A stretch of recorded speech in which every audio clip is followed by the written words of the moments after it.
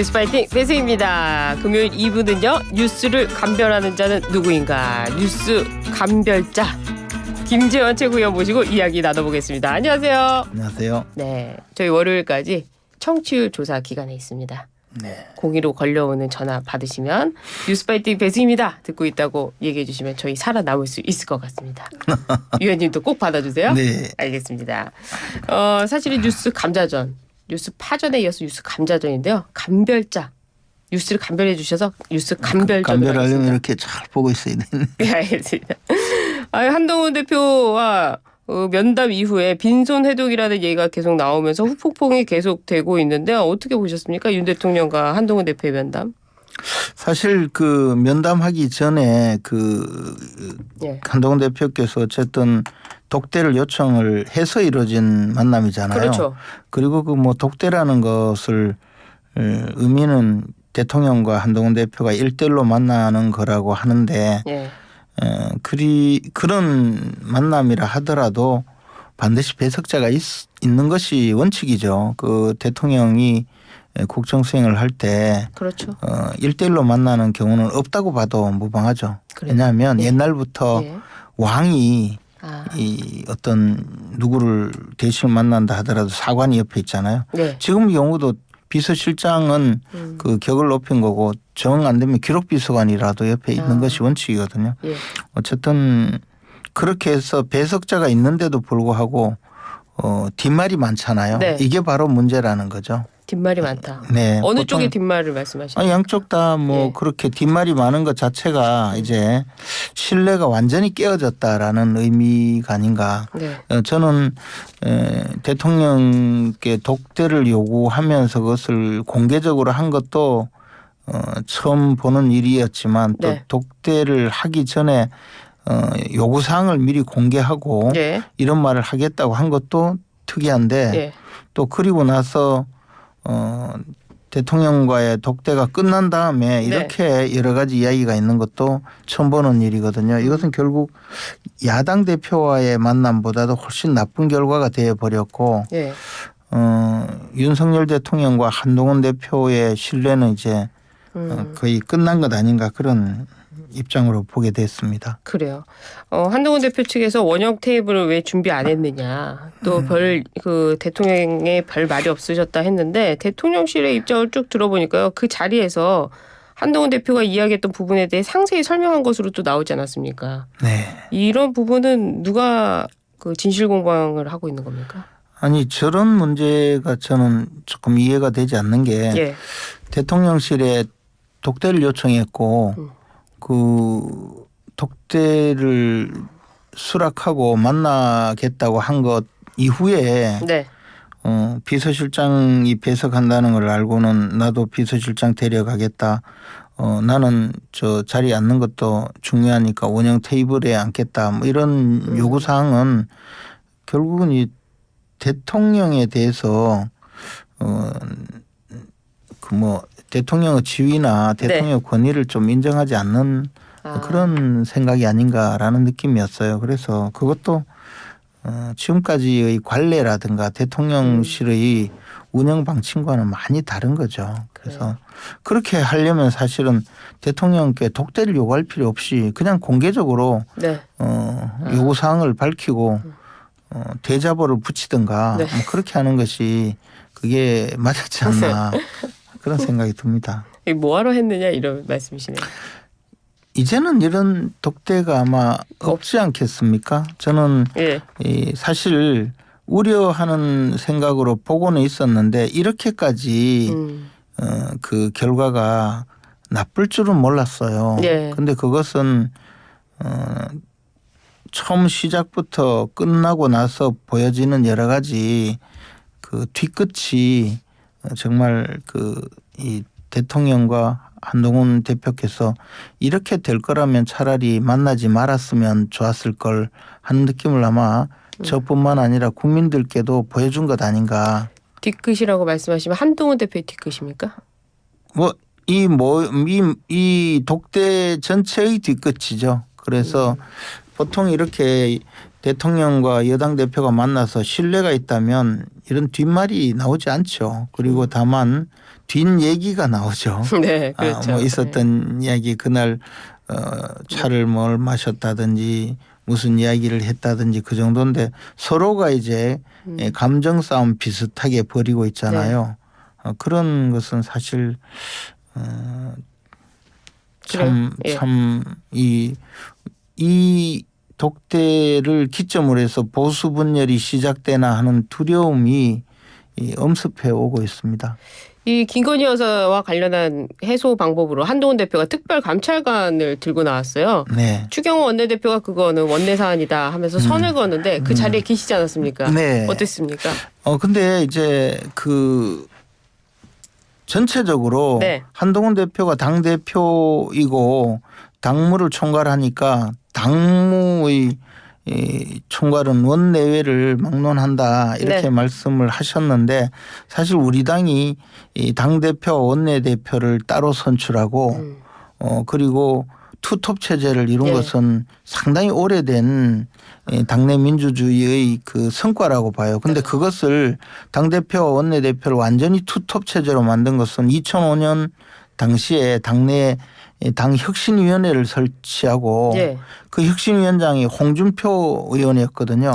예. 그 홍준표 당시 홍준표 혁신위원장이 이 당대표 원내대표를 사실상 동급으로 만들고 권한을 원내대표에게 그 국회 운영의 최고 권한을 주고 정책위 의장을 러닝메이트로 만들어서 정책위 의장과 함께 뽑게 만들고 하는 것이 있었는데 그것은 그 전에 제왕적 총재 체제를 거치면서 우리 당이 엄청나게 그 당이 이 당 총재 내지 당대표 한 사람의 전행으로 2번이나 대선에 실패했다는 반성 때문에 그렇게 됐거든요. 그런데 이제 와서 그때 그 투톱 체제를 만든 그 당 운영을 지금 와서 돌이켜 봐야 되는 것이 좀 지금 이 문제죠. 그러니까 20년 동안 우리 당은 사실 원내의 상황 즉 국회에서 표결이나 국회에서 의결이 되어야 되는 결정이 되어야 되는 모든 사안은 원내대표가 주관하도록 하고 당헌에도 그 당의 헌법이죠. 당헌에도 원내대표가 그 교섭단체의 대표로서 책임과 권한을 갖고 국회 운영에 관해서는 최고 권한을 갖는다. 그 최고라는 이름을 붙인 것 자체가 이 부분에 대해서는 당대표 원내대표의 권한이 충돌하면 원내대표가 우선한다는 의미예요. 그래서 추경호 원내대표가 지금 이야기한 것은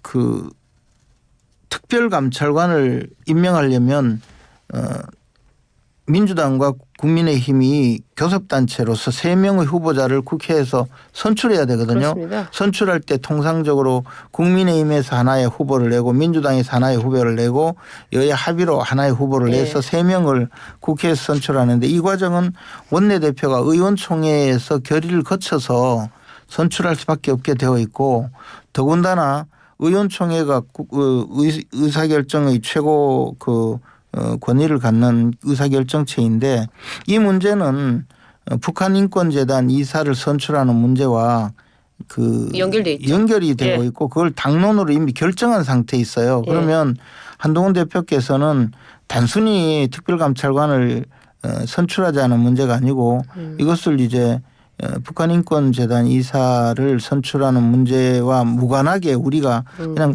특별감찰관만 선출하자는 것이기 때문에 북한인권재단 이사는 포기하는 것이고 민주당과의 협상도 해야 되고 이 모든 것이기 때문에 굉장히 복잡한 문제를 제기하신 거죠.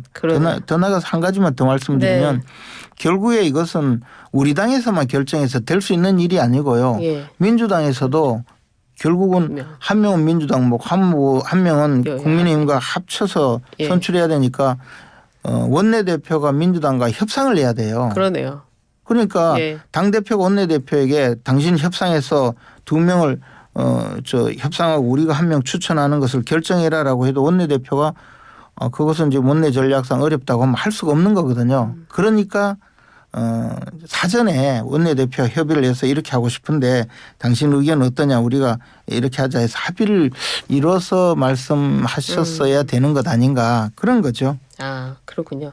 그런데 이 말씀하신 대로 한동훈 대표가 원내 아닙니까? 네. 그러다 보니까 약간의 그 마찰이 발생하는 것 같은데 어제는요. 한동훈 대표가 박정아 비서실장인가요? 함께 상임위를 돌면서 민주당 의원들까지 인사를 했습니다. 특히 좀 논란이 되는 현장이 국방위에 지금 강화 주민들이 창고인으로 나와서 뭐 눈물을 흘리고 무릎을 꿇고 있는 가운데 한동훈 대표가 민주당 의원들과 인사를 했어요. 이 장면은 어떻게 보세요?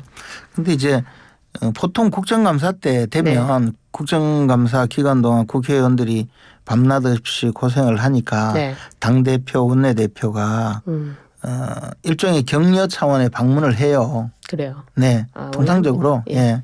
그렇기 때문에 그 장면 자체가 잘못된 것도 아니고 통상적인데 어제 그 장면은 다만 국방위의 그 장면은 증인 내지 참고인이 이 증언을 하는 자리였고 그것이 또 하나는 단순히 질문 답변을 그냥 순조롭게 하고 있으면 좀 맥이 끊겨도 가능한데 하필이면 그 주민이 꿇어앉아 막 울부짖는 장면에서 들어와서 맥을 끊어버리니까 좀 상황이 좀 좋지 않았죠. 이때는 한동훈 대표는 아마 그 의정 경험이 없으니까 잘 모를 수도 있는데 옆에서 수행하는 분들이 지금은 좀 조금 이 장면을 지나서 들어가자든지 또는 다른 상임위를 가서 돌아보고 이 증언이 끝나면 들어가자라고 했으면 좋았겠죠. 근데 좀 그런 것이 이제 좀 미숙하지 않았나, 수행하는 분들이 미숙하지 않았나라는 생각입니다. 왜냐하면 한동훈 대표는 그런 경험이 없을 수도 있죠. 단순히 국정감사에서 법무장관으로 출석해서 발언만 했을 텐데 아마 그때도 장관이 그 국정감사장에서 답변하고 있을 때 그때도 여야 그 지도부에서 인사를 왔을 수도 있죠. 근데 어제는 그 장면은 조금 좀 아쉬웠습니다. 그래요. 알겠습니다. 이 한동훈 대표가 앞으로 이 특별감찰관 관철을 더 할 것 같은데요. 여기에 이 정치적 생명이 달렸다. 뭐 이런 해석도 있습니다. 저는 그렇게 보진 않고요. 왜냐하면 특별감찰관 문제가 단순히 대통령실과의 문제라기보다는 이게 민주당과의 문제예요. 민주당은 특별감찰관을 동의해도 정치적인 이익이 별로 없어요. 왜냐하면 민주당 입장에서는 지금 김건희 여사 관련 특검법을 요구하고 있는데 특별감찰관 어감도 비슷한 특별감찰관을 선출하기 위해서 여야 합의를 하게 되면 쟁점이 흐트러진다는 생각이 있을 수 있고 두 번째는요. 이게 결국 관례적으로 후보 3명을 국회에서 선출하거든요. 그러면 아무리 적어도 국민의힘에서 1명은 추천을 하게 돼 있어요. 그다음 민주당도 1명. 나머지 여야 합의 이 3명을 추천하는데 이 3명 중에서 대통령이 1명을 임명해요. 그러면 민주당이 아무리 추천을 뭐 포악한 극악무도한 대통령실 입장에서는 극악무도한 분을 특별감찰관으로 보내놔도 대통령실에서는 임명할 수 있는 여지가 국민의힘 추천 후보를 임명할 수 있거든요. 과거에 이석수 특별감찰관도 그 당시 여당에서 추천한 분이거든요. 그러면 민주당은 그렇게 해서 대통령이 공약을 이행한 것처럼 보여주고 특별 검사 추천 내지 임명은 이거는 쟁점에 벗어나기 때문에 동의하지 않을 가능성이 커요. 그런데다가 국민의힘은 이 특별감찰관을 북한인권재단 이사 임명과 연계시켜놨고 이 8년여나 되는 북한인권법의 시행이 지금 되지 않고 있는 이 상황을 그걸 포기하고 안보 이슈를 포기하고 특별감찰관에만 매달렸는데 정작 민주당이 동의하지 않으면 이것은 사실 쫓아가는 목표가 좀 잘못된 것 아닌가. 그래서 실익이 별로 없는 이슈죠. 거창하게 시작을 해도 결국에 민주당이 하지 않는다고 하면 우리 당에서 저 특별감찰관을 실시하기 위해서 그 의원총회도 열고 해서 막 싸우고 또 의원총회를 벗어나기 위해서 지금 이야기 나오는 것 뭐 여론조사를 한다. 그런 절차를 거쳤는데 민주당이 우리는 안 해 하면 소용이 없는 거거든요. 그래서 저는 특별감찰관 이슈는 그렇게 흐지부지. 예. 그렇게 제가 봤을 때 별로 네. 실현 가능성이 없는 이슈가 되었다라고 생각합니다. 한동훈 대표한테도 타격이 있을 것이다 이 말씀이시죠. 그것은 이제 뭐 정치적 이슈라는 거는 원래 타격이 있는지 없는지는 그 이슈가 진행되는 과정과 결과를 네. 어떻게 마무리하느냐지 시작은 뭐 누구든지 할 수가 있죠. 알겠습니다. 과방위 국감 좀 여쭤보고 싶은데요. 네. 김태규 방송통신위원장 직무대행이 정회 중에 이렇게 뭐 욕설했다 하는 부분에 국회가 모욕죄로 그 직무대행을 고발하기로 했습니다. 김 직무대행은 사과 안 하겠다라고 하는데요. 이 상황 어떻게 보시고 계셨어요? 하여튼 국회 과방위 자체가 네. 워낙 그 싸움판이 벌어지고 난장판이다 보니까 이런 네. 여러 가지 좋지 못한 그 이슈가 생긴 것 같은데요. 뭐 그냥 사실은 네. 정회 중이라도 그래요? 마이크가 켜져 있어요. 예, 그렇군요. 답변자. 예. 그래서 과거에도 정회 중에 예. 좀 좋지 않은 이야기를 해서 말썽 난 적이 많고 옛날에 이명박 정부 때는 외교부 장관이 자기들끼리 이야기하면서 그때 당시에 천정배 의원을 상대로 해서 상당히 막말을 했다. 더 네. 나가서 외교부 장관이 국회 이런 거 해산해야 된다고 했다가 말썽이 크게 난 적이 있죠. 그래서 그리고 그 문제 어제 두 마디 표현을 예. 그 누구를 특정해서 공격하면서 예. 숫자 18을 예. 지목했다 이렇게까지 나오던데 그리고 나서 대응하는 또 민주당 의원의 가관 섞인 폭언도 있었고 네. 이런 일이 없었으면 좋겠습니다. 그러면 김 직무대행이 사과를 하는 게 맞았을까요? 일단 사과를 해야 다음 단계로 진행되거든요. 네. 그리고 사과를 하는 것이 맞다, 하지 않는 것이 맞다 이거보다도 회의 진행을 원활하게 하는 것이 좋고 국민들이 지켜보고 있으니까 네. 서로 간에 알겠습니다. 한동훈 대표가 또 이재명 대표 1심 이전에 김 여사 의혹을 해소해야 된다. 15일 전에 해소해야 된다라고 했는데 민주당이 오히려 불쾌하다. 여야 회동을 앞두고 치졸하다 이렇게 반응을 했어요. 이거 왜 그런 걸까요? 그런데 저는 김건희 여사와 관련되어서 제기된 여러 가지 의혹의 네. 대부분 의혹이고 도이치모터스 주가 조작 사건 공식적으로는 무혐의 처분을 받은 사건이에요. 예. 그것도 이제 또 고발한 측에서 항고를 하면 고검에서 재기 수사를 할지 결정을 한 그런 정도의 약간 유동적인 상태에는 있지만 법적으로는 일단 처분이 내려진 사건이거든요. 네. 근데 이재명 대표 관련 사건은 지금 유죄로 판단되어서 기소가 되어서 재판을 받고 이제 형사 재판의 선고가 예정되어 있는 네. 사건이고 이재명 대표는 선거법 위반 위증교사 사건이 다음 달에 결정이 되지만 그 이후에도 큰 중범죄로 지금 재판을 받고 있거든요. 그러면 김건희 여사 사건과 이재명 대표의 사건은 사실 별개일 뿐만 아니라 경중의 차이도 있고 이것은 전혀 상관이 없어요. 그런데 이것을 마치 비슷한 수준의 범죄인 것처럼 그렇죠. 날짜를 특정한 것이기 때문에 국민들로 하여금 상당히 좋지 않은 인상을 심어줄 수가 있어서 저는 그럼 추가적으로 질의드려도 될까요? 그 자체가 예. 별로 합당하지 않다고 생각해요. 그런데 예. 민주당은 또 더 다른 입장이겠죠. 예. 근데 민주당이 14일에 김건희 여사 특검법을 국회 본회의 상정해서 표결하기로 했거든요. 네. 이런 거는 어떻게 봐야 됩니까? 맞불 작전이라고 봐야 될까요? 민주당은 지금 이제 이재명 대표가 유죄 판결이 되고 당선 무효형이 된다는 것을 사실상 예견하고 모든 것을 이제 그 이후의 리더십의 유지를 위해서 민주당이라기보다 이재명 대표와 그 측근들이 그런 결정을 하고 있겠죠. 그래서 11월 2일 날에는 김건희 여사 규탄 집회라고 하지만 사실상 이제 윤 대통령 그 탄핵을 시작하는 탄핵 분위기를 시작하는 그런 집회도 나가고 하는데 그 일환이라고 봐요. 네. 저 모든 것을 거기에 네. 집중을 해서 알겠습니다. 자기가 살고자 하는 네. 그런 마지막 몸부림 아니겠습니까? 그렇습니다. 오늘 여기까지 듣도록 하겠습니다. 지금까지 김재원 국민의힘 최고위원과 함께했습니다. 감사합니다. 고맙습니다.